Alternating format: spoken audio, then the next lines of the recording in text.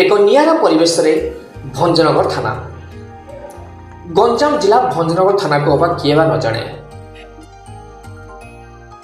ହଁ ଦର୍ଶକ ବନ୍ଧୁ, ଏ ଥାନା ହେଉଛି ବହୁତ ପୁରାତନ। ଗଲା ସରକାର ଅମଳରୁ ଏ ଥାନା ତାର ନୂଆ ରୂପ ପାଇବା ସହିତ ଆଜିକାଲିର ବ୍ୟସ୍ତବହୁଳ ଜୀବନ ଭିତରେ ସମସ୍ତେ ଏତେ ବ୍ୟସ୍ତ ଯେ ନିଜ ନିଜର କାମ କରିବାକୁ ସମୟ ପାଉନାହାନ୍ତି। କିନ୍ତୁ ଆମେ ସମସ୍ତେ ଜାଣିଛନ୍ତି ସବୁ ସରକାରୀ ବିଭାଗର କାମ ଅଲଗା ଥିଲାବେଳେ ପୋଲିସ ବିଭାଗ କିନ୍ତୁ ସବୁବେଳେ ବ୍ୟସ୍ତବହୁଳ।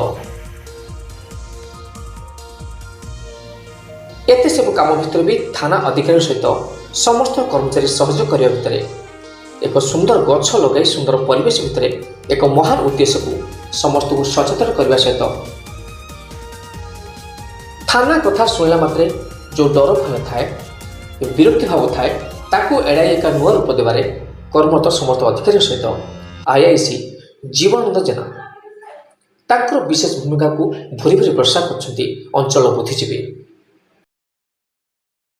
ତାଙ୍କର ଏଭଳି ପ୍ରୟାସ ପାଇଁ ଆମ ଓଟିଏନ୍ ଟିଭି ପରିବାର ପକ୍ଷରୁ ତାଙ୍କୁ ଅଶେଷ ସାଧୁବାଦ ଏବଂ ଧନ୍ୟବାଦ। ଗଞ୍ଜାମରୁ ବବି ରଥଙ୍କ ରିପୋର୍ଟ, ଓଟିଏନ୍ ଟିଭି।